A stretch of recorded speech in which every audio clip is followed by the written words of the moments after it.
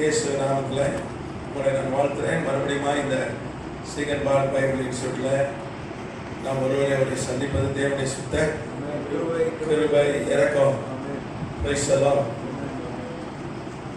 கர்த்தர் கிருபையாய் நமக்கு ஒரு பைபிள் இன்ஸ்டியூட்டை கொடுத்திருக்கிறார். அதுக்காக கர்த்தர் நன்றி. நன்றியான சொன்னப்பன ஐயாவுக்காக சோத்திரம்.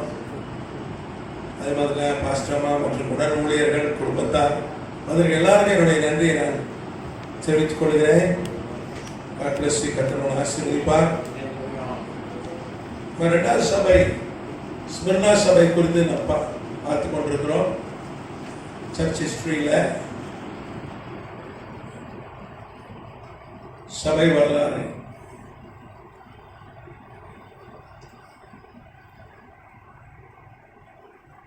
ஏழு சபை காலம்.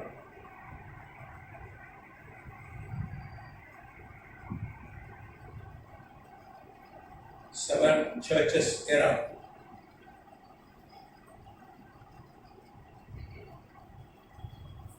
அல்ல இரண்டாம் சபை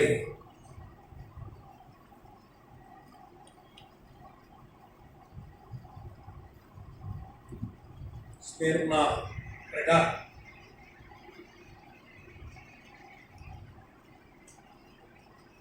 ஸ்மிர்னா சபை குறித்து நாம் தொடர்ந்து ஆய்வு செய்து கொண்டிருக்கிறோம். வெளிப்படுத்தின விசேஷம் 2ஆம் அதிகாரத்திலிருந்து நாம் சில வசனங்களை வாசி தியானம் பண்ணோம். அதுவும் குறிப்பா 10 நாள் பாடுகள் என்று வெளிப்படுத்தின விசேஷம் 2ஆம் அதிகாரம் 10ஆம் வசனத்துல சொல்லப்படுகிறது. ஆமா, 10 நாள் உபத்திரப்படுவீர்கள். நீ படப்போகிற எவ்வளவு பயப்படாது. இதோ நீங்கள் சோதிக்கப்படும் பொருட்டாக பிசாசானவன் உங்களை சிலரை காவலில் போடுவான். 10 நாள் உபத்திரவப்படுவீர்கள். 10 நாள் உபத்திரப்படுவீர்கள். ஆகிலும் நீ மரண பரியந்தம் உண்மையாயிரு. ஆகிலும் மரண பரியந்தம் உண்மையாயிரு. அப்பொழுது ஜீவ கிரீடத்தை உனக்கு தருவேன். அப்பொழுது ஜீவ கிரீடத்தை உனக்கு தருவேன். 10 நாள் உபத்திரவம். தீர்க்க தரிசனத்துல 10 நாள்ன்றது 10 ஆண்டுகள்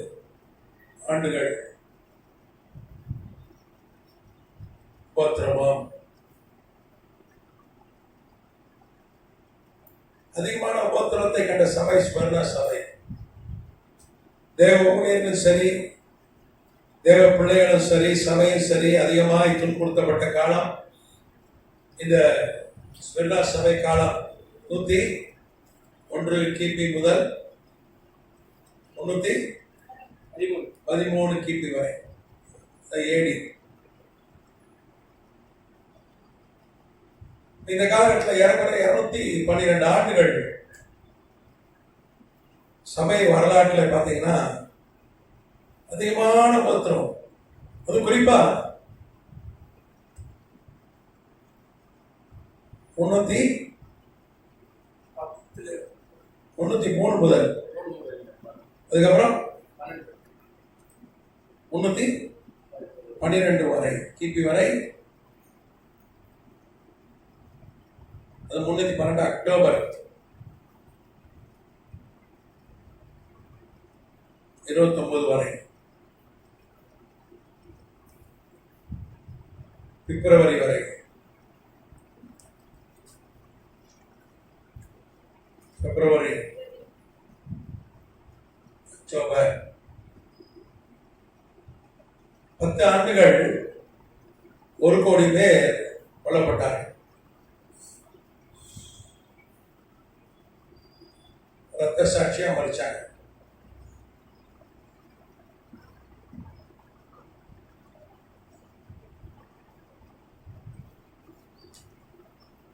டெய்லி 4000 பேர் கொண்டிருக்காங்க.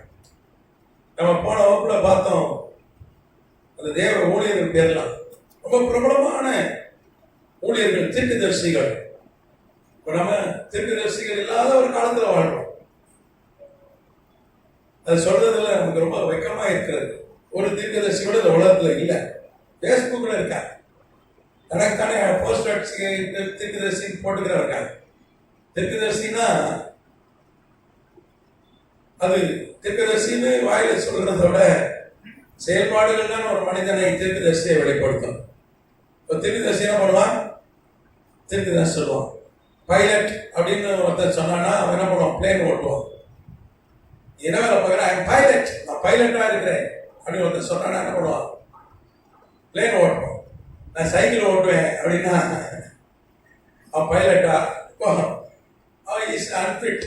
He should not be called pilot. Pilot தன்னை அழைக்கவே கூடாது. ஒரு தீர்க்கதரிசி, பைபிளை பார்த்தீங்கன்னா தீர்க்கதரிசிகள் எப்படி இருந்தார்கள். நீங்க தானியேல் காலத்துல கூட ஒரு 3 தீர்க்கதரிசிகளை குறித்து பைபிளை சொல்லப்படுது. தானியேல் ஒரு சின்ன ஒரு தேசத்துல வாழ்ந்தவன்.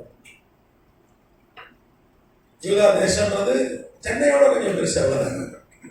சென்னை அளவு தான் சொல்லணும்.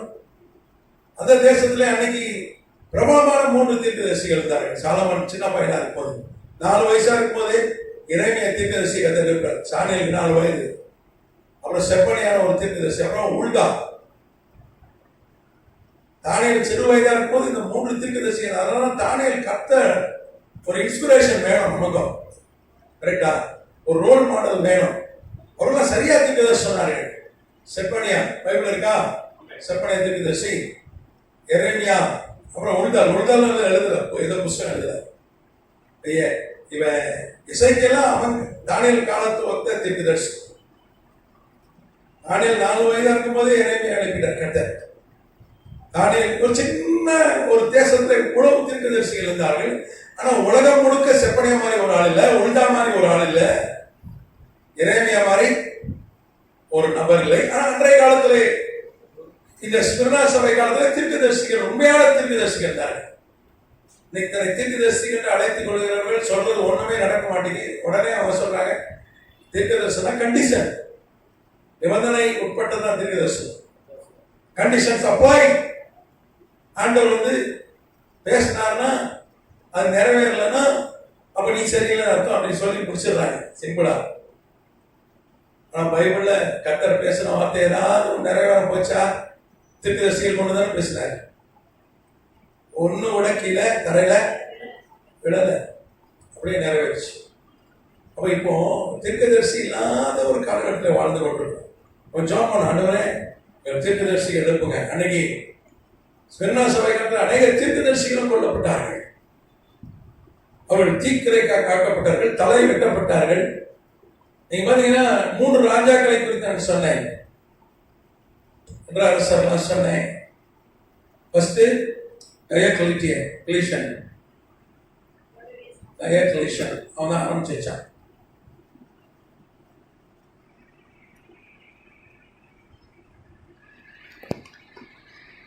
அடுத்தது கலேரியஸ்.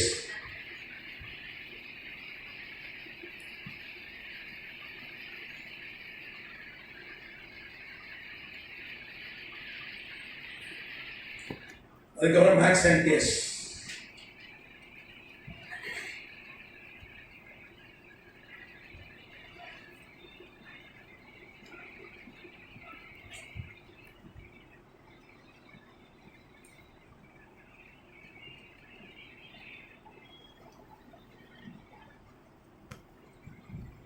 இந்த அரசர்கள் இவன் தோக்கனா இவன் தான் கடைசி அரசன். அன்னைக்கு நாம் போன வகுப்பு நிக்கோமேடியான ஒரு மிகப்பெரிய பட்டணம். அதுதான் கிழக்கு ரோம பேரரசு மேற்கு கிழக்கு சேர்ந்து உலகத்தை ஆண்டார்கள். கிழக்கு ரோம பேரரசின் தலைநகரம் நிக்கோமேடியா. துருக்கி இன்னைக்கு நிக்கோமேடியா. அதுல ஒரு 20,000 பேர் கொண்ட ஒரு மிகப்பெரிய சபை இருந்தது. இந்த சபையிலே அன்னைக்கு அங்கே டயக்லீஷியனுக்கு ஒரு பெரிய அரண்மனை இருந்தது.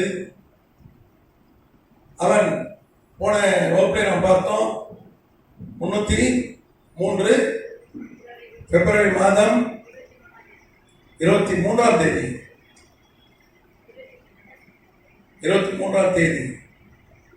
ஒரு அன்னைக்கு டெர்மினேலியா ஒரு பண்டிகை. போன இதில் எழுதி போட்டேன். டெர்மினேலியா, டெர்மினஸ் என்கிற விக்கிரகத்துக்குரிய பண்டிகை. டெர்னஸ் வார்த்தை இங்கிருந்து தான் கடன் வாங்கி இங்கிலீஷில் சேர்த்துருக்காங்க. இந்த இங்கிலீஷ் மொழி இருக்கு பார்த்தீங்களா, சொந்தமாக கிடையாது வார்த்தை. லட்டின்லேருந்து கிரீக்லேருந்து எல்லாமே உள்ள வாங்கி போட்டிருக்காங்க. எல்லாத்தையும் உள்ள போட்டு ஒரு குழுக்கு மிக்சர் பார்த்துருக்கேன், மிக்சர் அதான் இங்கிலீஷ். மிக்சரில் காரா பூந்தி இருக்கும், அப்புறம் ஓம்பொடி இருக்கும், வேர்க்கடல, அப்புறம் பச்சை பயிறு, உடச்சிக்கல்ல,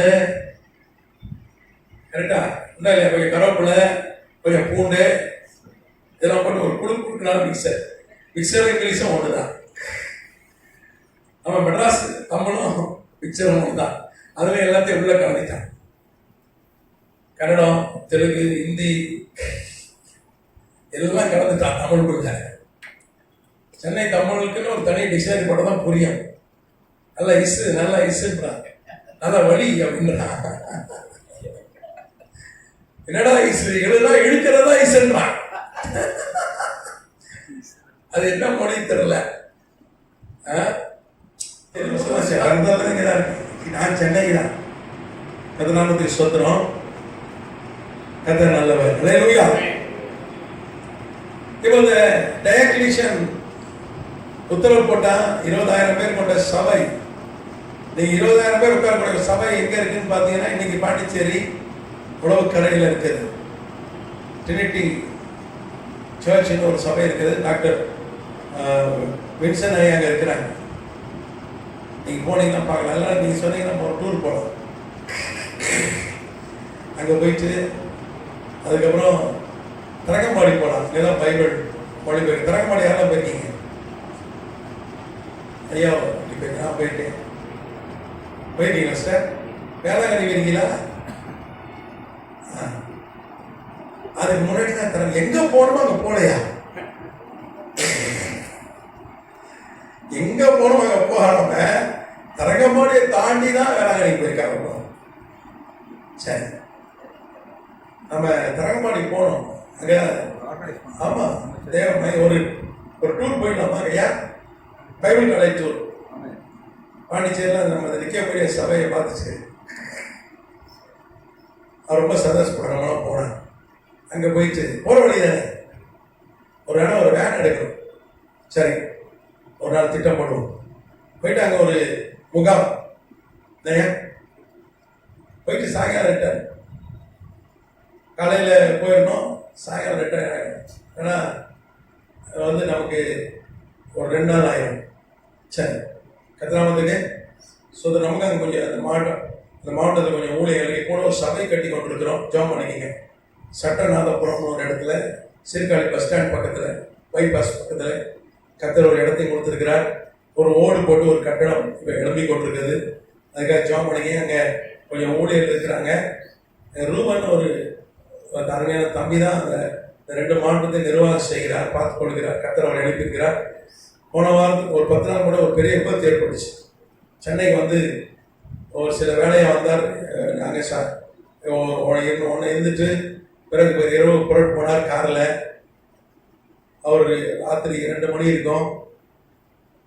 ஒரு சிதம்பரம் பக்கத்தில் ஒரு ஓரமாக ஹைவேஸ் ஓரமாக காரை நிறுத்திட்டு டீ கடை அது நிறுத்திட்டு இறங்கலான்னு போனார். ஒருத்தங்க தூக்க கழகத்தில் ஓட்டி நேரம் என்ன பண்ணார், அந்த காரை இடித்து அந்த கார் போய் நின்றுருந்த கார் ஓரமாக அது பஸ்ஸில் போய் இடித்து பெரிய விபத்து ஏற்படுச்சுன்னா பாருங்க, கத்தர் எவ்வளோ நல்லவர் பாருங்க. காரை பார்த்தீங்கன்னா அலண்டுருவீங்க. 2 பக்கம் டீ காருக்கு வேகமாக மோதிச்சாங்க. பஸ்ஸுக்கும் காருக்காலே மாட்டிச்சு. அவருடைய பிள்ளைகள் இருந்தார்கள், 3 பிள்ளைகள். அவருக்கு 2 பொம்பளை பிள்ளை, ஒரு பையன், சின்ன பிள்ளைகள். அவர் மனைவி. யாருக்கும் ஒரு அடி இல்லை, யாருக்கும் ஒரு ஸ்கிராச்சோ ஓமாடியோ ஒன்றும் கிடையாது. காரை பார்த்தீங்கன்னா அலண்டுருவீங்க. நீங்கள் ஜாம் பண்ணுங்க கத்திராமத்துக்கு. அவன் இடிச்சுட்டு கை தூக்கிட்டான். என்கிட்ட ஒன்றும் இல்லை. தூக்க கழகத்தில் இடிச்சிட்டான். அந்த வேதாரண்ய பகுதி அந்த வேலை கொஞ்சம் தள்ளி இருந்தது. நாகப்பட்டினம் மாவட்டம். ஹேண்ட்ஸ்அப் கை தூக்கிட்டான். என்கிட்ட ஒன்றும் இல்லையா, அவங்களுக்கு என்னை உள்ளே போடுங்க, என்னை எஃப்ஐஆர் போடுங்க, எது வேணால் போடுங்க. இப்போ ஜாம் பண்ணுங்க, இந்த வண்டியை ரெடி பண்ணணும். அவங்க இன்சூரன்ஸ்லேருந்து கேஸை போட்டு தான் பண்ணணும். கட்ட தேவையை சந்திக்கணும். அதுக்காக விசேஷமாக ஜாப் பண்ணுங்க. அங்க இருக்கிற ஊழியர்களை பாதுகாக்கணும். அல்லேலூயா. அங்க ஒரு பைபிள் இன்ஸ்டியூட் இருக்கு. ஏற்கனவே அங்க ஒரு ஒரு 2 பேட்ச் முடிச்சிருக்கோம். தொடர்ந்து அங்க நடத்த கர்த்தர் கிருபை செய்யணும். அங்க அதையும் கூட பார்த்து வரலாம். கிராமங்களில் சபைகள் இருக்கிறது, கொஞ்சம் சொந்த இடங்களை கர்த்தர் கொடுத்துருக்கிறார். நீங்க நம்ம அதையும் ஒரு விசிட், ஒரு கிராம ஊழியை செஞ்சுட்டு கூட தரங்கம்பாடிக்கு போயிட்டு கூட நம்ம வரலாம் இல்லையா, பிளான் பண்ணலாம். அந்த நாமத்துக்கு ஸ்தோத்திரம். இப்போ டயக்லீஷியன் உத்தரவு போடுகிறான். ராணுவம் போய் என்ன பண்ணுது, 20,000 பேர் கொண்ட அந்த சபையை எரித்து போடுகிறது. கதவை கூட்டிட்டாங்க. 20,000 பேர் கறிக்கட்டை ஆயிட்டாங்க. இந்த ஊழியர்கள் கர்த்தருடைய பிள்ளைகள் தான். அதோட அவன் அடங்கல. தொடர்ந்து அன்னைக்கு ஆரம்பிச்சது மாத்திரம் உலகெங்கிலும் உடைய ராணுவம், ஆசியா, ஐரோப்பா, ஆப்பிரிக்கா, அத்தனை ராணுவத்துக்கு உத்தரவிட்டான். டெய்லி 4,000 கொல்லணும். டெய்லி காலையில இருந்தவங்க கேட்பான், எத்தனை பேரை கொண்டீங்க தான் அவனுடைய கேள்வி. கிறிஸ்தவர்களை கொண்டு போட்டாங்க. ஏன்னா தீர்க்க தரிசனம். இங்கே யோவான் தீர்க்கதரிசியா கர்த்தர் அப்போஸ்தலனான யோவானை தீர்க்கதரிசியா உயர்த்திட்டார். பத்மத்தியை கொண்டு போய் 89 வயசுல கர்த்தர் அவனை தீர்க்கதரிசியா உயர்த்திட்டார். கர்த்தராமத்துக்கு ஸ்தோத்திரம். அவன் சொல்றான், எல்லாம் அடையாளப்பூர்வமா இருக்கு, வெளிப்படுத்த விஷயம் தான் புரிய மாட்டேங்குது. 10 நாள் நம்ம 10 நாள் எடுத்துட்டா, இப்போ யோவானே வந்து அங்கே ஏறக்குறைய 2 வருஷம் இருந்தான் பத்மத்தீவுல. 95, 96 கிபியில தான் அந்த தரிசனம் பார்க்குறேன். 95, 96 AD. 89 வயசுல 90 வயசு வரைக்கும் அங்கே தான் இருக்காங்க. 89, 90. இப்போ 10 நாள்னா அப்போ ஒன்றும் புரியல. எல்லாமே அடையாளப்பூர்வமா இருக்கு. நாம வசனங்களை ஒன்னோட ஒப்பிட்டு வரலாற்று பின்னணியை ஆராய்ந்து தான் புரியும். வெளிப்படுத்துற விசேஷம் இல்லைன்னா புரியாது. எல்லாம் தப்பா தான் வியாக்கியானம் செய்கிறார்கள். ஒரு சிலர் தவிர்த்து விரல் விட்டு இல்லாம உலகத்தை ரொம்ப அது கஷ்டமா இருக்கு. அப்போ 10 வருஷம் 1 கோடி பேர் கொல்லப்படுகிறார்கள். இந்த டயக்லீஷியன் கர்த்தர் பாருங்க, பயங்கரமான தேவன் அனுமதிக்கிறார், அவரு முன்னறிவிக்கிறார். எதுக்கு இந்த 1 கோடி பேர் கொல்லப்பட்டார்னா போன ஆபரேஷன் அவர் ரத்த சாட்சிகளை அவருக்கு தேவையா இருக்கு. எதுக்கு ரத்த சாட்சிகள் தேவையா இருக்கிறது? 1000 வருஷம் அரசாட்சியில ரத்த சாட்சி தான் ஆளுங்க செய்வோம். அல்ல சொகுசா வாழ்ந்துட்டு போறவனுங்கள அங்க 1000 வருஷம் அரசாட்சியில இடம் இல்லை. ரத்தம் செஞ்சு மறித்திருந்தா, கர்த்தருக்காக உயிரை விட்டுருந்தா, நீங்க சாவ சொல்றீங்க ஆண்டவருக்காக அப்படின்னு கேட்கணும். எல்லாருக்கும் அந்த பாக்கியம் இல்லை. யோவானுக்கு இல்லை. யோவான் ஏற்கே சேர்த்தான். கர்த்தர் நியமிக்கிறார், இன்னார ரத்த சாட்சியா தான் அவங்க இந்த பாட்டை பாடிட்டே செத்து போனாங்க.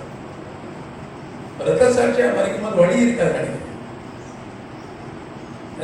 கர்த்தர் அதான் சேவன் சொன்னா, ரத்த சாட்சியா சாப்பிடுறது நான் மானம் திறந்திருக்கிறத பாக்குறேன். ஆண்டவராக இயேசு கிறிஸ்து பிதாவின் வலது உட்கார்ந்து பாக்குறேன். வானம் திறந்துருது. அதுதான் சந்தோஷமா சாப்பிடுறோம். ரத்த சாட்சியம் இன்னைக்கு ரத்த சாட்சியம் மரணம் இன்னைக்கு வருஷத்துக்கு 1-2 அப்படிதான் நடக்குது. ஆனா கோடிக்கணக்கில் மக்கள் ஏற்கனவே ரத்த சாட்சியை மறைச்சிட்டாங்க. கதிராமத்துக்கு சொந்தரம். அப்போ கர்த்தர் பாருங்க, பயங்கரமான தேவன். அவன் அரண்மனை கர்த்தர் என்ன தீக்கிரையாக்கிறார். இந்த டயக்லீஷியன் அந்த மிக பிரமாண்டமான அரண்மனை, வேற உலக பேரரசு அரண்மனை எப்படி இருக்கும்? பயங்கரமா இருக்கும். அம்பானி வீடுலாம் தோத்து போயிடும். நம்ம அம்பானி வீடு தான் பெரிய வீடுன்றாங்க. இந்தியாவில மிகப்பெரிய வீடு. அதெல்லாம் அவங்க கிட்ட நிக்காது. அவ்வளவு பெரிய அரண்மனை. கர்த்தர் அதை எரித்து போடுகிறார். தீப்பிடிச்சு எரி. அவன் பாய்ந்து ராத்திரி அரண்மனை ஓடுகிறான். அப்புறம் அவன் இந்த பக்கமே வரல, நிக்கமடியா பக்கமே வரல. ஆண்டவர் அடிச்சு அந்த ரோமுக்கு போயிட்டான். ஆனா டெய்லி 4000 பேர் கொல்லப்பட்டாங்க. அப்புறம் கலேரியஸ் கதை என்னாச்சுன்னு சொன்னேன். சாகரத்துக்கு 6 நாள் வியாதி படிக்கல, 6 நாள் தான் படுத்தான். சாகும்போது சொன்னா, நான் தோத்துட்டேன் அப்படின்னா. ஆண்டவராக இயேசு கிறிஸ்துவை ஜெயிக்கவே, கிறிஸ்தவத்தை அழிக்கவே முடியாதுன்னு சொல்லிட்டு செத்து போனோம். அவன் கடைசியா சொன்னான், எனக்காக ஜெபம் பண்ண சொல்லுங்க கிறிஸ்தவர்கள் சொன்னான்.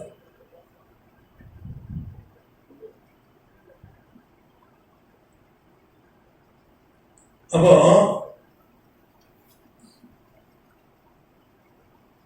அவரால் கிறிஸ்தவத்தை எப்படியாவது அழிச்சிடணும் அப்படிதான் இவங்க என்ன பண்ணாங்க, இவர்கள் இந்த காரியங்களை முன்னெடுத்தார்கள்.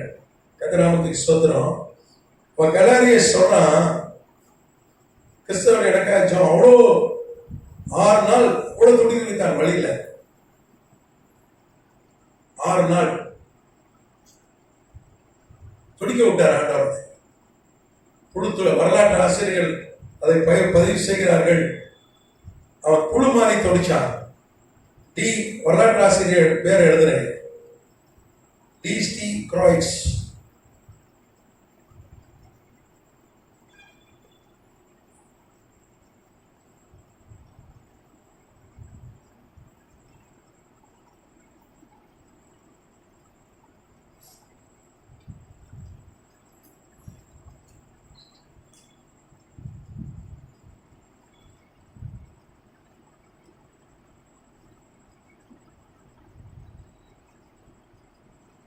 இவர் ஒரு வரலாற்று ஆசிரியர்.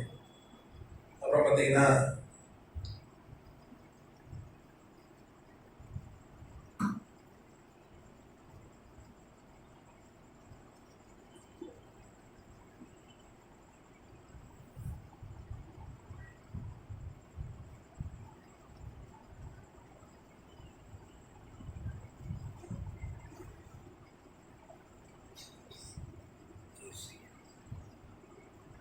லாக்டான்டியஸ்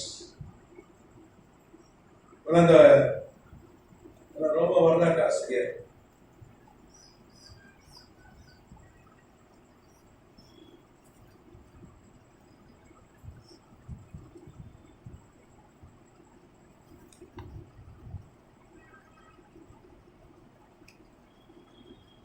லாக்டான்டியஸ் சுபியஸ்.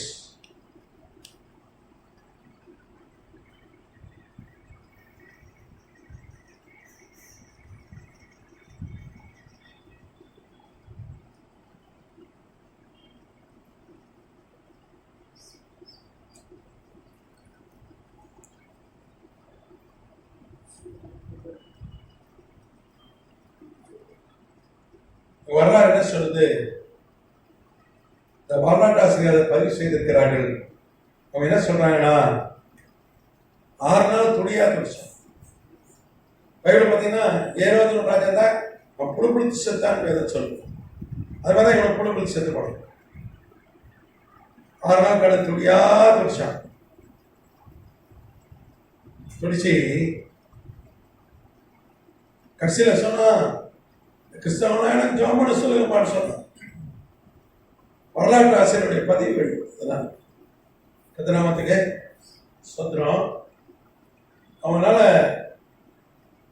அவன் சொன்ன கிறிஸ்தவர்களை அழிக்கவே முடியாது அப்படின்னு சொல்லி தான் செத்து போனான் சாம்பு. இன்னொரு வரலாற்று ஆசிரியர் பேர் எழுதுறேன், ஹென்ரி கிராட்டன் கின்னஸ்.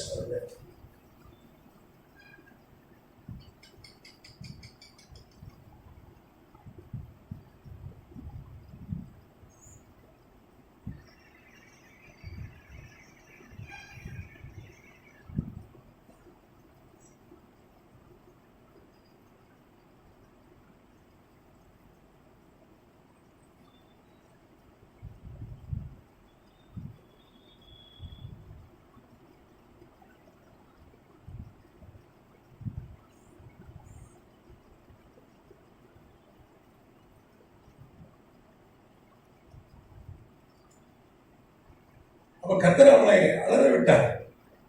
கலேரியஸை கொன்று போட்டார். டயக்லேஷன்னா மென்டல் ஆயிட்டான், பைத்தியம் ஆயிட்டான். பைத்தியமாய் ஓட விட்டார் கர்த்தர். அப்புறம் மேக்ஸன்டியஸ் காலத்துல இன்னும் ஜாஸ்தி ஆயிடுச்சு பத்துருவோம். மேக்ஸன்டியஸ் காலத்துல மிக அதிகமான பத்துருவோம். நீங்க பாத்தீங்கன்னா அவன் சாட்டர்டே வணங்குறவன், சரி. அவன் வந்து ஒரு சபதம் எடுத்தான், அவன் என்ன சொன்னா, நான் வந்து சனி என்று சொல்றாரு தெரியுமா, சனி, சட்டன், SATURN எழுதுறது, சட்டன்.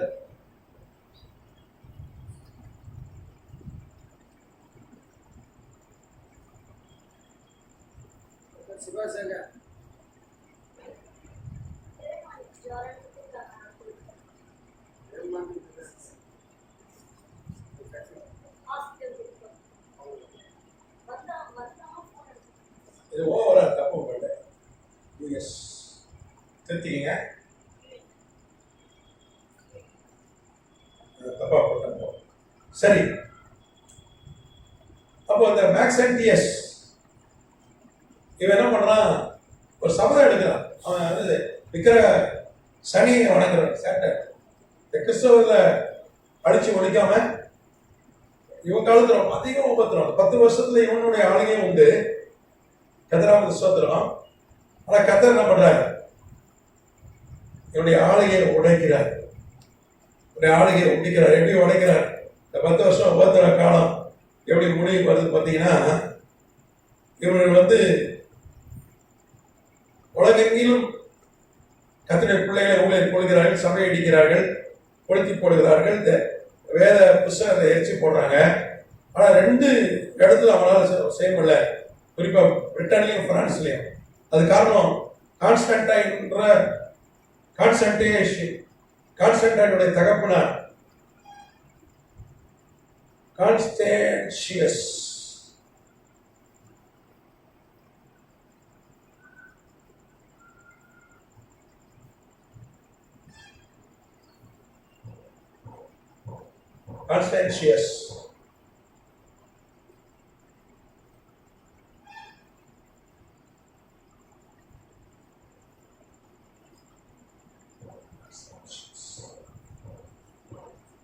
இது பார்த்தீங்கன்னா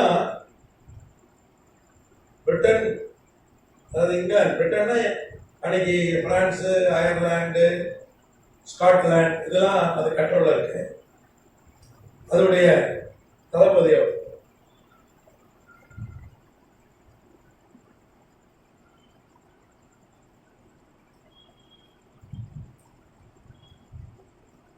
அவர் மறுக்கிறார். அவன் கிறிஸ்தவ வேலையை பார்க்கறான், நம்ம அவங்க அவருக்கு கிறிஸ்தவர் கிடையாது. நான் அவர் என்ன சொன்னார், கிறிஸ்தவ வேலை பார்க்கிறான்,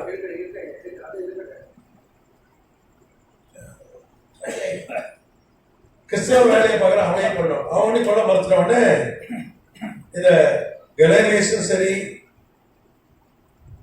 இந்த டைக்லேஷனும் சரி, மேக்ஸ் அண்ட் டேஸ்டும் சரி, என்ன செய்யறாங்க, அவருடைய மகன் கான்ஸ்டன்டைன் அவனை பழைய கையை வச்சுறாங்க. இவருடைய பையன் தான் கான்ஸ்டன்டைன்.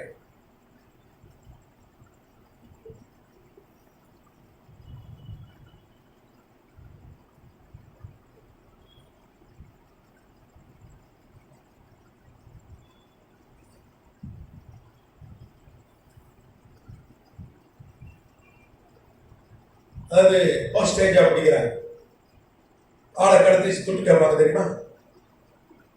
இவ்வளவு இஸ்ரேலில் இருக்கிற மக்கள்லாம் கடத்தி வச்சுட்டு அமாஸ் பேரம் பேசுற மாதிரி இங்கே இந்த 3 அரசர்களும் இந்த பிரிட்டனுடைய தளபதி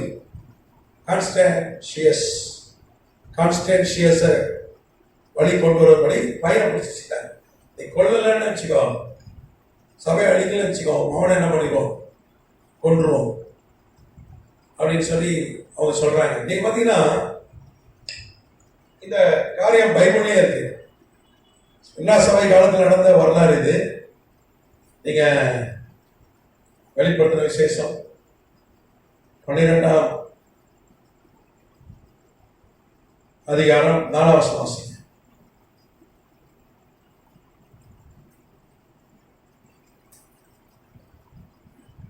அதன் வாசல் வானத்தின் நட்சத்திரங்களின் 1/3 பங்கை எடுத்து அவைகளை பூமியில் விழத்தள்ளிற்று.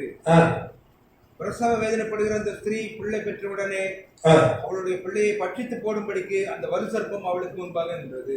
சரி, சகல ஜாதிகளையும் இருப்ப கோலால் ஆளுகை செய்யும் ஆண் பிள்ளையை அவள் பெற்றெடுத்தாள். போதும். நல்லா கவனிங்க. வெளிப்படுத்தின விஷயம் 12ஆம் அதிகாரம். இங்கே சபையை குறித்து, அதனுடைய உபத்திரங்களை குறித்து, ஆதி திருச்சபை குறித்து, அதனுடைய உபத்திர பாடுகளை குறித்து இங்கே தீர்க்க தரிசனமாய் கர்த்தர் யோவானை கொண்டு வரைச்சி வச்சிருக்கார் வாக்கியங்கள். எல்லாமே அடையாளப்பூர்வமா விடுகதையா இருக்கு. நீங்க 1ஆம் வசனம் பார்த்தீங்கன்னா அன்றையும் ஒரு பெரிய அடையாளம் வானத்துல காணப்படுது. ஒரு ஸ்திரீ சூரியனை அணிந்திருக்கிறார். சூரியனை ஒரு பெண் அணிந்திருக்கிறார். நீங்க பாத்தீங்கன்னா அவள் பாதைகள் கீழே என்ன இருக்கு? சந்திரன் இருக்கு. அவ சந்திரன் மேல நிக்கிறான். அவளுக்கு சந்திரன் கால் கீழே இருக்கு. அவள் ட்ரெஸ் என்னது? சூரியன். அவள் சிரசின் மேல் 12 நட்சத்திரம் உள்ள கிரீடம் இருக்கு. நம்ம வெளிப்படுத்தின விஷயம் 12ஆம் அதிகாரம் ஆய்வு செஞ்சோமா? செய்யலாம். சரி, நான் ஒரு மேட்டாம சொல்லிட்டு அடுத்த வகுப்புல ஆய்வு செய்ய நமக்கு புரியும். நீங்க எங்கெல்லாம் பெண் என்று தீர்க்க தரிசனம் வருகிறதோ சபை குறிக்கிறது. எங்கெல்லாம் வேசி என்று வருகிறதோ கள்ள சபை குறிக்கிறது. வேசித்தனம்னு வரும்பொழுது விக்கிரகத்தை குறிக்கிறது. எங்க தீர்க்க தரிசனம். சரியா? இங்கே ஒரு பெண் அந்த பெண் யாரை குறிக்கிறது? சபை. அந்த சபை என்ன அணிந்திருக்கு? சூரியன் அணிந்திருக்கிறது. நீங்க பாத்தீங்கன்னா நீங்க வேதம் சொல்லுது நீதியின் சூரியன் யாரு? ஆண்டவராகிய இயேசு கிறிஸ்து. நீங்க டக்குன்னு குறிச்சுக்கங்க. கலாத்தியர் 3:27 எழுதி போடுறேன்.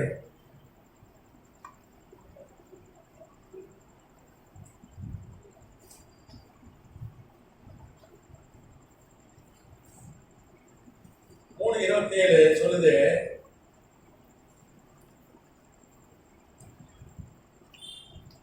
வாசிங்க.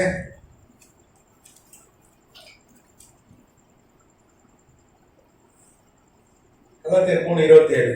ஏனெனில் உங்களில் கிறிஸ்துவுக்குள்ளாக ஞானஸ்நானம் பெற்றவர்கள் எத்தனை பேரோ, ஏனெனில் உங்களில் கிறிஸ்துவுக்குள்ளாக ஞானஸ்நானம் பெற்ற எத்தனை பேரோ, அத்தனை பேரும் கிறிஸ்துவை தரித்துக் கொண்டிருக்கிறீர்கள். வேதம் சொல்லுது, யாரெல்லாம் ஞானஸ்நானம் அவங்க கிறிஸ்துவையே உடையா தரித்துக் கொள்கிறார்கள் அப்படின்னு வேதம் சொல்லுது. நீங்க மல்கியால பாத்தீங்கன்னா நீதியின் சூரியன் யாரு? ஆண்டவராகிய இயேசு கிறிஸ்து. அந்த வசனம் எல்லாருக்கும் தெரியும். அப்போ இந்த வெளிப்படுத்த விசேஷம் 12ஆம் அதிகாரத்துல சூரியனை சபை அணிந்திருப்பது வந்து ஞானஸ்நானத்தின் அடையாளம். ஞானஸ்நானம். இப்ப ஞானஸ்நானம்ன்றது ஆதி திருச்சபை குறிக்கிறது. ஆதி திருச்சபையின் அடையாளம் என்ன? ஞானஸ்நானம். பழைய ஏற்பாட்டின் சபையின் அடையாளம் என்ன? விருத்த சேதனம். கரெக்டா? அப்போ இங்க ஆதி திருச்சபை குறிக்கிறது. அவ பாதத்திலே சூரியன் சந்திரன் இருக்கு. சந்திரன்றது ரோம பேரரசை குறிக்கிறது. நீங்க ரோம பேரரசின் சின்னம் பாத்தீங்கன்னா சந்திரன் தான். அவங்க நாணயங்கள்லாம் பாத்தீங்கன்னா நிச்சயமா அதுல நிலம் போட்டிருப்பாங்க. அப்போ ரோம பேரரசு காலு கீழே இருக்கிறது. ஒரு சபை கீழே உலகத்தை ஆளுகிற அரசாங்கம் சபை கீழே தான் வருது. சபைக்கு மேல அல்ல, காலு கீழே தான் இருக்கு. அது ஆதி திருச்சபை கீழே தான் உலக அரசாங்கம், ரோம அரசாங்கம் இருக்கிறது. கர்த்தநாம ஸ்தோத்திரம். அவர் தலையில என்ன போட்டிருக்கிறார்? 12 நட்சத்திரம் கிரீடம். இந்த 12 நட்சத்திரங்கள்லாம் வந்து வெளிப்படுத்துற விசேஷம். நீங்க 1ஆம் அதிகாரம் கடைசி வசனோட பாத்தீங்கன்னா அந்த நட்சத்திரங்களா ஊழியர்களை அப்போஸ்தலர்களை குறிக்கிறது என்று வேதம் சொல்லுது. வெளிப்படுத்துற விசேஷம் 1:20. நீ என் வலது காலத்தில் காட்ட 7 நட்சத்திரங்களின் ரகசியத்தை, 7 பொன்னும் குத்துவிளங்க ரகசியத்தை எழுது. அந்த 7 நட்சத்திரங்கள் 7 சபைகளை, 7 சபை தூதர். நீங்க சபை தூதர் ஊழியர்களை குறிக்கிறது. 12 நட்சத்திரம்ன்றது 12 அப்போஸ்தலரை குறிக்கிறது. 12 அப்போஸ்தலர் அவர்கள் ஊழியர் செய்து கர்த்தர் என்ன பண்ணார்? ஆதி திருச்சபை கட்டி எழுப்பினார். கர்த்தர் பேதுரு மற்றும் அப்போஸ்தலர்கள் பெந்தெகோஸ்தே நாள் வந்த பொழுது எல்லாம் ஒரு இடத்துல கூடி இருந்தார்கள். 120க்கு அதிகமான ஆட்கள். இவங்க 12 பேர் தலைமையில பரிசுத்த ஆவியானவர் இறங்கினார். சபை ஸ்தாபிக்கப்பட்டது. ஞானஸ்நானத்துக்கு அடையாளமா இருக்கிறது. 12 அப்போஸ்தலருடைய போதனைகள் தான் நமக்கு பைபிள்ல பெரும்பாலும். இப்போ ஆதி திருச்சபை வந்து கர்த்தர் அந்த 12 அப்போஸ்தலருக்கு கொடுத்த வெளிப்பாடுகள், போதனைகள், அதன் அடிப்படையில் கட்டப்பட்டது. கர்த்தநாமத்துக்கு ஸ்தோத்திரம். மோசே உடைய நியாயப்பிரமாணத்தின் அடிப்படையில் கட்டப்படவில்லை. நல்லா புரிஞ்சுக்கணும்.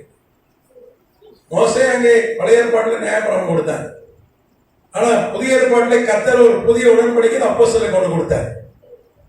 அப்போ வெளிப்படுத்தின விசேஷம் 12வது அதிகாரம் சபையை குறித்து சொல்லப்பட்டிருக்கிறது.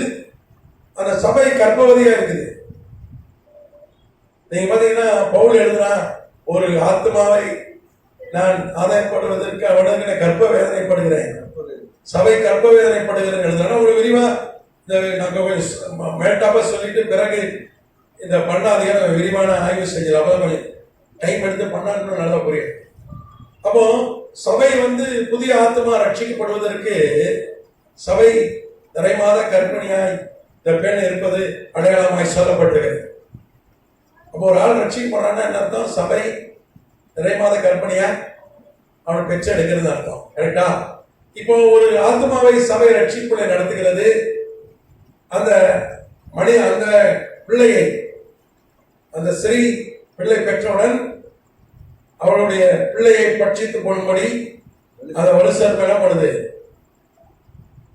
அவளுக்கு முன்பாக நின்றது. அந்த வலுசற்பை யாருன்னு இதுல 3வது சொல்லப்பட்டிருக்கு. அதே 3வது 7 தலை 10 கொம்பு, தன் தலையின் மேல் 7 முடிகளுடைய சிறப்பான வலுசற்பம். எங்கெல்லாம் வலுசற்பம் மிருகம், அது ராஜ்யங்களை குறிக்கிறது. அதுவும் 7 தலைன்றது நீங்க வெளிப்படுத்த விசேஷம் 14வது அதிகாரம் பாத்தீங்கன்னா 7 மலைகளை குறிக்கிறது. 10 கொம்புன்றது 10 ராஜ்யங்கள். இது ரோம பேரரசை குறிக்கிறது. அப்போ சபை பெற்றெடுத்த ஒரு பிள்ளையை ரோம பேரரசு பட்சிக்க அதுக்கு முன்பாக நிக்கிறது. அப்படின்னா என்ன அர்த்தம்? இந்த கான்ஸ்டன்டைனை பட்சித்து போடும்படி ரோம பேரரசு எப்படி சவுல் எப்படி தாவீதை வேட்டையாடினானோ அதை விட அதிகமாய் வேட்டையாடுது. அவனோட படைய கைதை பிடிச்சு வச்சிட்டாங்க. என்னாலும் அவனுக்கு சித்திரவதை. அவங்க அப்பாவை பிரிட்டன்ல கிறிஸ்தவர்களின் சபையை ஊழியர் கொள்றதுக்காக இங்க இருந்து சித்திரவதை படைய கைதை பிடிச்சு வச்சு இவன் தப்பிச்சிட்டான். கர்த்தர் இவனை என்ன பண்றாரு? தப்பி வைக்கிறார். கான்ஸ்டன்டைன் மேல ஒரு தீர்க்க தரிசனம் ஒரு நோக்கம் இருக்கு. இங்க பாருங்க, வெளிப்படுத்தின விசேஷம் 12வது அதிகாரத்துல யோவான் அவனை குறித்து தீர்க்க தரிசனம் சொல்றான். அவன் அந்த ஸ்திரீ சபை பெற்றெடுத்த பிள்ளை, அவன் தான் அந்த பிள்ளையை பட்சித்து போனபடி வலு சர்ப்பன்றது ரோம பேரரசு அந்த சபைக்கு முன்பாக நின்றது. 5வது வசனம், சகல ஜாதிகளை இருப்பு போல ஆளுகை செய்யும் ஆண் பிள்ளை அவர் பெற்றால் அவருடைய பிள்ளை தேவனிடத்திற்கும் அவருடைய சிங்காசனத்துக்கும் எடுத்துக் கொள்ளப்பட்டது. நல்லா கவனிக்கணும். இரும்புக்கோள், இரும்புன்றது ரோம பேரரசை குறிக்கிறது. நீங்க தானியேல் 7வது அதிகாரம் வாசிங்கன்னா, அதுக்கப்புறம் தானியேல் 2வது அதிகாரம் வாசிங்கன்னா, இரும்பு எதை குறிக்கிறது? ரோம பேரரசு. இங்கே இரும்பு கோளால் ஆளுகைன்றது ரோம பேரரசனை குறிக்கிறது. அப்போ சபை ஒரு ரோம பேரரசனை ரட்சிப்புக்குள்ளாக நடத்துகிறது. அந்த ரோம பேரரசை வேற யாரும் இல்லாம கான்ஸ்டன்டைன். கான்ஸ்டன்டைன் குறித்து அடையாளபூர்வமாய் அவன் இந்த பூமியில பிறக்கிறதுக்கு ஒரு 200 வருஷங்கள் முன்பாகவே கர்த்தர் பண்றார். யோவானை கொண்டு தீர்க்க தரிசனமாக இங்கே உரைத்திருக்கிறார். கர்த்தராமத்துக்கு ஸ்தோத்திரம். நீங்க பாத்தீங்கன்னா அந்த வெளிப்படுத்துற விசேஷம் 12வது அதிகாரம் தீர்க்க தரிசனம் படி கான்ஸ்டன்டைன அவர்கள் சவுல் எப்படி தாவீதை வேட்டையாட சுத்தினானோ அந்த மாதிரி சுத்தினார். அவன் தப்பிச்சிட்டான். அவனை சல்லடை போட்டு தேடினார்கள். எப்படியாவது கான்ஸ்டன்டைனை கொன்று போட பிசாசுடைய திட்டம். பிசாசு நம்ம ரோம பேரரசர்களை இந்த டயக்ளீஷியன், கலேரியஸ், மேக்சண்டேஸை பயன்படுத்தி கொல்ல பார்க்கிறார். ஆண்டவரே இயேசு கிறிஸ்து மேசியா, ஆண்டவரே இந்த பூமியில மனித அவதாரம் எடுத்து வந்தார், அவரே கொல்ல பார்த்தானே ஏரோது மூலமாய். ஏன்னா இன்னைக்கு இந்த பூமியில இருக்கிற ஆட்சியாளர் அவனுக்கு கீழே இருக்கிறார். ஏன்னா இந்த உலகத்தின் அதிபதி அவன் தான். ஆல் ஆஃப் த வேர்ல்ட், இந்த உலகத்தின் அதிபதி அவன் தான். எல்லா அதிபதியும் அவனுக்கு கீழே தான் இருக்கணும். அப்படித்தானே? ஒரு அவன் யாதாமை ஏமாற்றி வஞ்சித்து பாவம் செய்ய வைத்து அந்த ஆளுகை என்ன பண்ணான்? ஏமாற்றி எடுத்துக்கிட்டான். ஒரு கதை கூட நம்ம இந்தியாவில் உண்டு. சீட்டாட்டத்துல நாட்டையே இழந்து போனார்கள். சீட்டாட்டத்துல சூதாட்டத்துல மன்னிக்கணும், சீட்டாட்டம் கிடையாது, சூதாட்டத்துல நாட்டையே இழந்து விட்டார்கள். ஒரு கதை உண்டு. கரெக்ட் தானே? ஆண்டவர்கள் கௌரவத்தை இழந்தார்கள். அதே மாதிரி ஒரு சூதாட்டம் ஒரு இதுல ஆதாம் கிட்ட இருந்து என்ன பண்ணிட்டான்? இந்த உலகத்தின் அதிபதி அந்த அதிகாரத்தை பிடிக்கிட்டான் பாவம் செய்ய வைத்து. வேதம் சொல்லி பாவம் செய்யறவன் பாவத்துக்கு அடிமை, பிசாசுக்கு. அதனாலதான் பாவம் செய்யக்கூடாது. நம்ம நினைக்கிறோம் ஒரு பாவம் செஞ்சா என்ன ஆட்டோமேட்டிக்கா அடிமையாயிரும். பாவம் செய்யறவன் பாவத்துக்கு அடிமை, பிசாசுக்கு. ஒரே ஒரு வாட்டிதான் பாவம் செஞ்சாரு ஏவாள், உடனே மரணம் வந்துச்சு. ஒரு பாவம் செஞ்சாலே போதும், பிசாசுக்கு அடிமையாயிரும். அதனாலதான் ஆண்டவரே மனுஷனா வந்தார் நம்ம ரட்சிக்க. நம்ம பாவம் அவ்வளவு கொடியது. தேவகுமாரனே இங்க வந்து ரத்த சுத்த வச்சார். சாவாமை இழந்து போன பாவம் செய்தனால.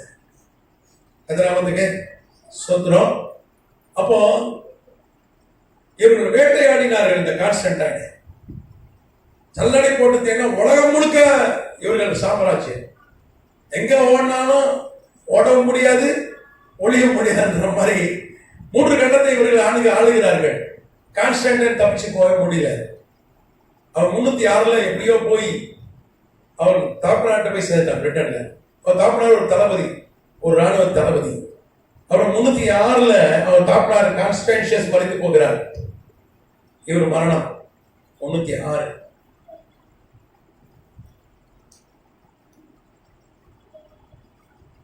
அப்ப தந்தையோட மரணம்.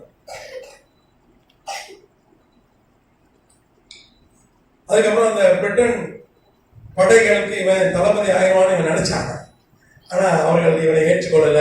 ஒரு 20,000 மாத்திரம் இவனை பின் சென்றார்கள். அந்த படை 2 உடைந்து விட்டார். இவனை தளபதி ஏற்றுக்க மாட்டேன்ட்டாங்க. ஒரு 20,000 பேர் ஏற்றுக்கொண்டார்கள். இப்ப 20,000 பேர் கொண்ட தனியா ஓடிட்டு இருந்தவனுக்கு கர்த்தர் இப்ப 20,000 பேரை கொடுக்கிறார். கர்த்தராமத்துக்கு சோதரம். 306 அவன் ஒரு 6 வருஷம் 20,000 பேரை கொண்டு அப்படியே ஓடி ஒளிந்துட்டு இருக்கான். தாவீது ஒரு 600 ஆட்கள் இருந்த மாதிரி ஓடி ஓடி ஓடி. நான் கடைசியில் பார்த்தேன், இதுக்கு மேல ஓடி ஒளிய முடியாதியா. ஒண்ணு வாழ்வோம், சாவம்.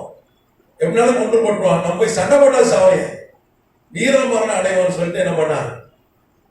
இந்த பைபிள்ல சிரியர்கள் வந்து இஸ்ரேலை முற்றுகையிடுகிறார்கள். சமரியான பஞ்சம் தலைவருக்கு அழுது. ஆனா கர்த்தர் இரவோடு இரவா ஒரு பயத்தை உண்டாக்கி அதிக பெரிய ராணுவம் வருகிற சத்தத்தை ஏற்படுத்தி சிரியர்களை துரத்திட்டார். அப்ப இந்த குஷ்டரோகிகள் சொன்னாங்க, ஆமா இங்க இருந்தாலும் சாவ போறோம், அங்க போனா சாவ போறோம். இங்க இருந்தாலும் பச்சை செத்துருவோம், அங்க போ நம்ம போய் பார்ப்போம். 2 ஒண்ணுதான், இங்கேயும் சாவு அங்கேயும் சாவுதான். நம்ம அவங்க சிரியருடைய அந்த படை முகாமுக்கு போய் பார்ப்போம். அவன் கொண்டு போட்டா போட்டோம், கிடைச்சா சாப்பிடுவோம். அப்படி போனவங்க பார்த்தா யாரும் இல்லை, எல்லாம் திறந்து கிடைக்கு. அப்பதான் சொன்னாயோ இந்த நற்செய்தியை நம்ம என்ன பண்ணணும், சொல்லணும் பெரிய ஆக்கினம் வந்துடும். நற்செய்தி சொல்லணும் என்ன வரும், ஆக்கினை. ஒளி செய்யணும்னா ரட்சிக்கப்பட்ட ஞானசனம் பெற்ற பரிசுத்தமா வாழ்றேன், திருந்து எடுக்கிறேன் எல்லாம் இருக்கு. ஆனா சுவிசேஷம் தான் தட்டம் வரும். வேதம் சொல்லுது, சுவிசேஷம் அறிவிக்காவிட்டால் உனக்கு ஐயோ. 4 வருஷம் ஆயிட்டுனா நீ ஆண்டவரை அறிந்து தெரிந்து ரட்சிக்கப்பட்டு யாருக்கா சொல்லிடணும் சுவிசேஷம். வர்றவன் போனோட்டு என்ன பண்ணிடணும், சுவிசேஷம் அறிவிச்சிடணும். அறிவிக்க விட்டால் உனக்கு யாரையாரும் பார்த்து ஒரு நாளைக்கு ஒரு ஆளை சொல்லிடு, இல்லைன்னா ஆபத்து. சுவிசேஷத்தை அறிவிக்கணும். அந்த நம்ம விழுந்த பல்லு வளர்க்குற மாதிரி. இப்ப கடமைன்னு சொன்னா பல்லு வளர்க்குறதோட ஒரு பெரிய கடமை இருக்கு. என்ன கடமை, செல்போன் சார்ஜ் போடணும், பேட்டரி சார்ஜ். அதை கொஞ்சம் ஈஸியா நம்ம பிடிச்சிக்கணும்.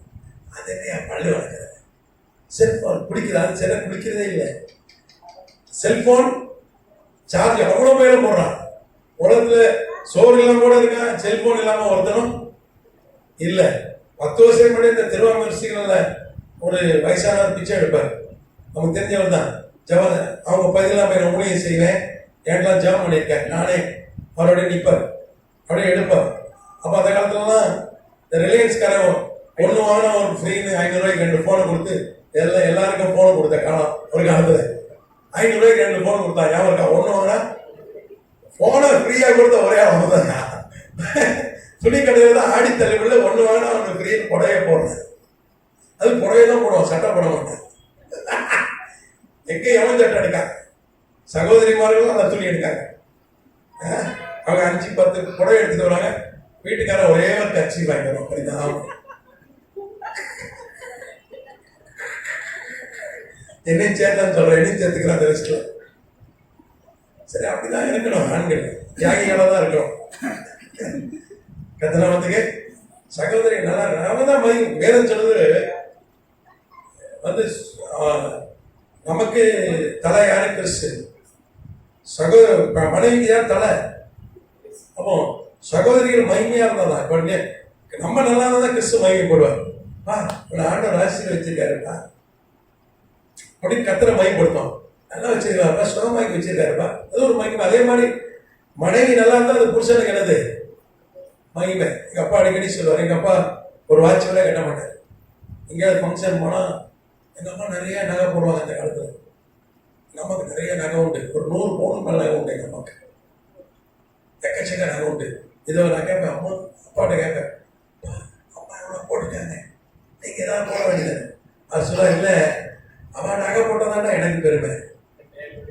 4 பேர் சொல்லுவோம், நல்லா பொண்டாடி வச்சிருக்கேன், நான் நகை போட்டு போனா அது எனக்கு பெருமை. கரெக்டு தான் அவர் சொன்னார், பைபிள் தான் சொல்லுது. ஆமா, மனைவி நல்லா நல்லா இருந்தாதான், அவர் சிரிச்சுக்கிட்டு நல்லா சந்தோஷமா தான் புருஷனுக்கு அது பெருமை. அதான் பெருமை. சிலவங்க பார்த்தீங்கன்னா அவன் பிரேஸ்லெட்டு செயின்லாம் போட்டு அப்படி சட்டையை வந்துக்கிட்டு வருவான், பாவமா வருவான் பொண்டாட்டி, கட்டில் மஞ்சள் கயிறு போட்டு. சில இடத்துல பார்த்துருப்பீங்க, அவனுடைய ஸ்டைலாக வருவான். யாருன்னு பார்த்தா புருஷன் ஸ்டைலாக பல வருவான், மனைவி எப்படி இருக்கும்? பாம்போட வரும். அப்படி இருக்கு. அது கரெக்ட் கிடையாது. சரி, நம்ம சப்ஜெக்ட் மாறி போகக்கூடாது. சரி, அப்போ ஒரு 20,000 பேர் கொண்ட படைய முடிவெடுக்குது. எப்பா இவனுக்கு கொண்டுருவாங்க நம்மள. உலக பேரரசு, லட்சக்கணக்கான படம் எங்க பார்த்தாலும் இருக்குது. உலகம் ஃபுல்லா அரசு, எங்க போனாலும் நம்மள வச்சு கொண்டுருவாங்க. ஒண்ணு நாம என்ன பண்ணுவோம்?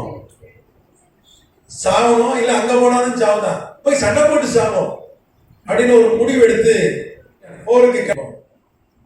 அப்போ அந்த மாதிரிதான் ஒரு ஒரு சின்ன படை போகுது.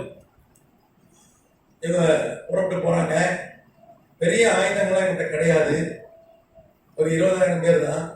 போகும்போது மதியம் ஒரு 1 மணி ரோம் கிட்ட நெருங்கி வருகிறார். நடந்துதான் வராங்க. மதியம் 1 மணி, வானத்துல சூரியன் இருக்கிறது, அதுக்கு மேல ஒரு சிலுவை இருக்கிறது, கிராஸ்.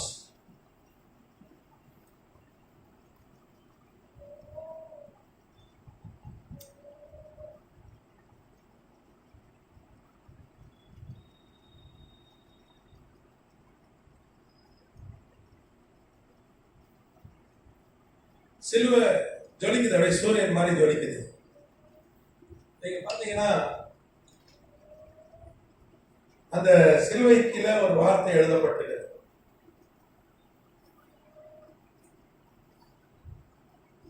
இதனால் ஜெயிப்பாய். கிரேக்க வார்த்தை என்ன நம்ம எழுதி போடுறேன்.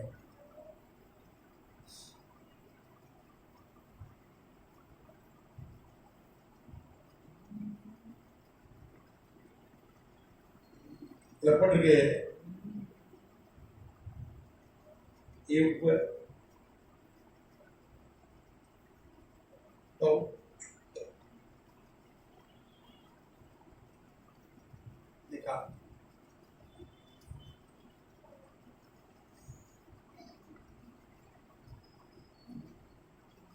இங்கிலீஷ்ல பார்த்தீங்கன்னா இது வந்து கிரீக்கு.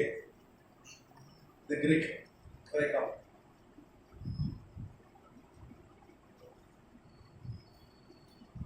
கத்தர் ஒரு சிலுவையை வானத்தை வச்சு எழுதி வார்த்தைகள் எழுதி போட்டார்.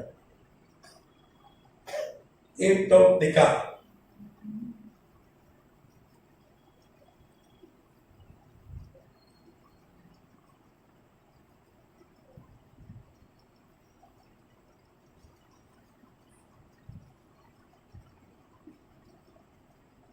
இப்படிதான் படிக்கணும். லீவ் டவுட் நிக்கா. நீங்க இது இங்கிலீஷ்ல என்னன்னா, இது சைன் கான்கார்.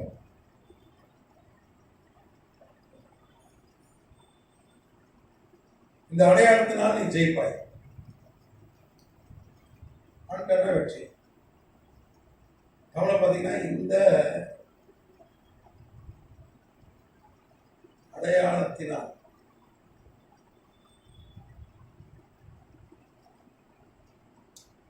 செய்வாய்.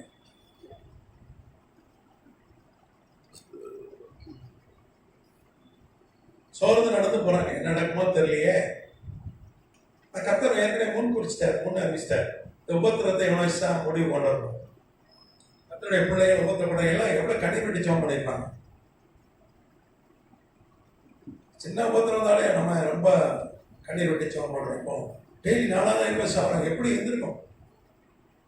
சபை எல்லாம் ஒழிஞ்சு வாழ்றாங்க.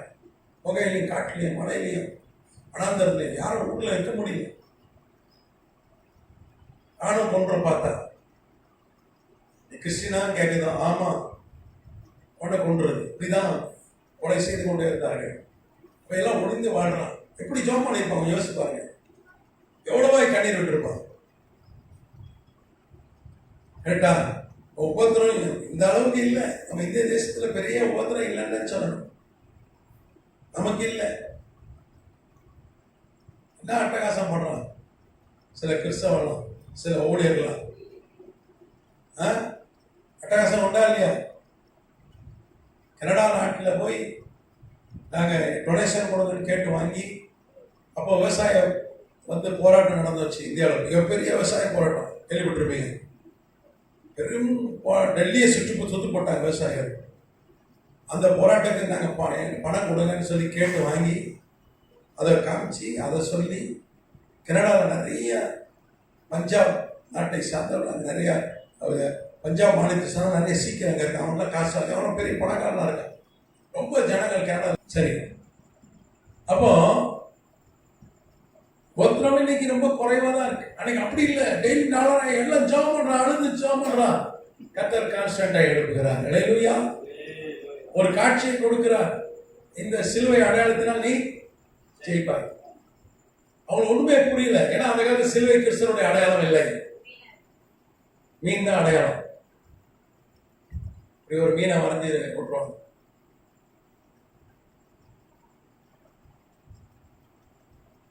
இப்படி போட்டா இங்க கிறிஸ்தவ வீடுன்னு அர்த்தம். கிறிஸ்தவ கடையில் இப்படிதான் வரைவான். இப்படிதான் சபை நடக்கிற இடத்துல இப்படிதான் வைப்பான். போட்டெல்லாம் இருக்காது. ஒரு மீன் அடையாளத்தை போட்டா என்ன அர்த்தம்? அங்க சபை நடக்கிற அர்த்தம். இப்ப சிலுவை யாருமே பயன்படுத்தல. 300 சபை ஆரம்பித்து ஏறக்குறைய 285 வருஷம், 288 வருஷம்.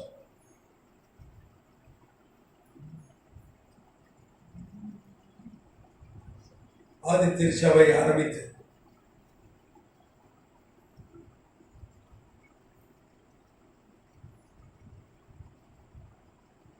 சிலுவை அடையாளம் இல்லை.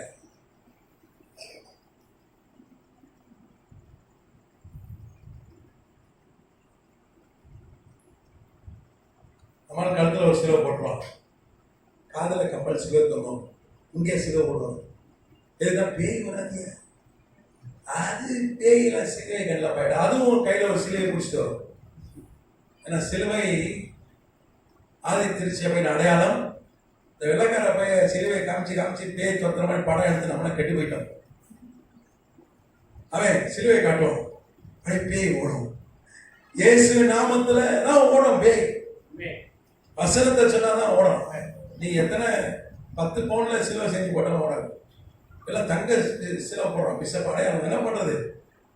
கிறிஸ்தவனுடைய அடையாளம் சபையில சிலுவை போட்டதான் வரான். நீ மீன் படிக்கணும், மீன் கடை போடுறதுக்கு அண்ணே வஞ்சர மீன் இருக்கான்னு கேட்டுருவான். சிலுவை போட்டதான், அதனாலதான் நம்ம வேற வழி இல்லாம சிலுவை போடுறோம். சரி, கர்த்தர் அவனுக்கு அந்த அடையாளத்தை கொடுத்தார். எத்தனை நாமத்துக்கு சோதரன். அவன் தான் அந்த சிலுவை அடையாளத்தை உலகத்தை கொண்டான் கான்ஸ்டன்டா. இப்ப சிலுவை பார்க்கிறான், ஒன்னும் புரியல. அவங்க எல்லாரும் பாக்குறாங்க. 20,000 பேர் இந்த கண்ணில் பாக்குறாங்க. வரலாற்றுடைய பதிவுகள் சொல்றது இந்த கண்ணில் பாக்குறாங்க. ஒன்னும் புரியல. ஏன்னா மீன் காமிச்சத கூட கிறிஸ்டின் கண்டுபிடிச்சிருப்பாங்க. சிலுவை தெரியல. இரவுலே ரோம் நகர் கிட்ட போயிட்டாங்க. டைபர் நதின்னு ஒரு நதி, எப்படி சென்னை அடையாறு நதிக்கரையிலும் கூவார் நதிகரையிலும் சசஸ்தலை ஆற்றங்கரையிலும் சென்னை இருக்கிறதோ, அதே மாதிரி இன்னைக்கு டைபர்ன்ற ஆற்றங்கரையில தான் மிகப்பெரிய நியூயார்க்கோட 4 மடங்கு பெரிய பட்டணம் ரோம் அன்னைக்கு. இன்னைக்கு நியூயார்க் தான் பெரிய பட்டணம், அதோட 4 மடங்கு பெருசு. உலக தலைநகர்.